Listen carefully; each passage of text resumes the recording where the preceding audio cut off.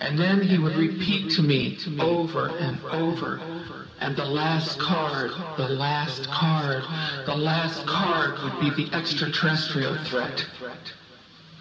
Well, at the time, I kind of laughed when he said asteroids, and when he said extraterrestrials, I knew I wasn't going to deal with that subject.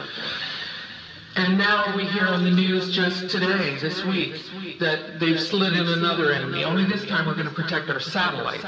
In other words, we have to have some reason to spend these trillions, to waste these dollars on a space-based weapon system, and they're all lies. This is a system, he told me, that would never protect anyone. Even back then, he talked about suitcase bombs. He talked about chemical, viral, bacterial, biological warfare that these space-based weapons would never protect us against. And then he told me that, in fact, if you travel around the world, which I did after he died in 1977, I met with people in over 100 countries who were friends. They didn't want to build space-based weapons. I became a space and missile defense consultant. And I worked with people around the world. I became an advisor to the People's Republic of China. They don't want to build a space-based weapon system. And he told me back then that they didn't. He said, go to Russia. They're considered to be the enemy. I got on a plane by myself. When I got to Russia, I had a list of people that I had read out of the newspaper. Chernenko was in office then.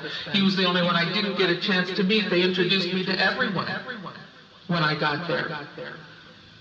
And when I got back, I said, oh my Lord, this man is telling the truth. There is no threat. And I've been waiting until this day for 27 years. And I'm expecting the spin to happen, because he also explained to me that as a military strategist, as a person who worked on the MX missile, which I did later, he said, you will find that there is going to be a spin to find some enemy against whom we have to build space-based weapons. And now we should expect the spin, because he said part of the formula for the intelligence community is if they might have a weapon, then we have to consider that they do have these weapons. So now they do have these weapons, so now we have to build these weapon systems. And that's the formula, except that it's all based on a lie.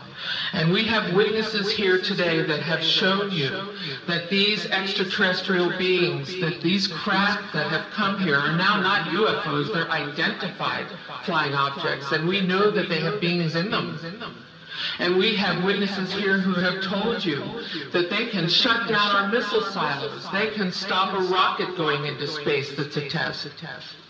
We have witnesses here who have worked in the classified departments, who have the courage to come forward here to support what Werner von Braun told me back in 1974 to 77.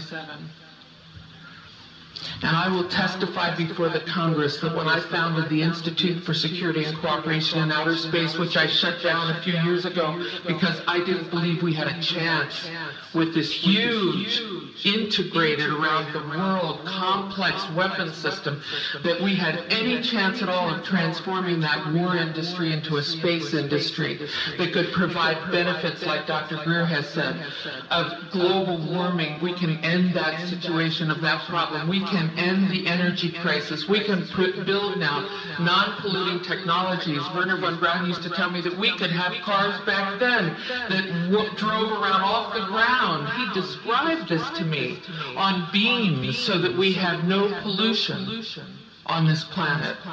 And we can solve the problems of the people that are urgent and potential, and the other animals and the other cultures on Earth and in space. And we can end the arms race without dislocating the industry jobs, without disrupting the economy, by transforming, Werner von Braun told me, the war industry into a global cooperative space industry that will provide, he said, finally, more jobs and profits on this planet than during any hot or cold wartime, more products and services that can be applied directly to solving the problems of this planet. And we can have a whole planet now that lives in peace on Earth, with all the cultures on Earth, and with all the extraterrestrial cultures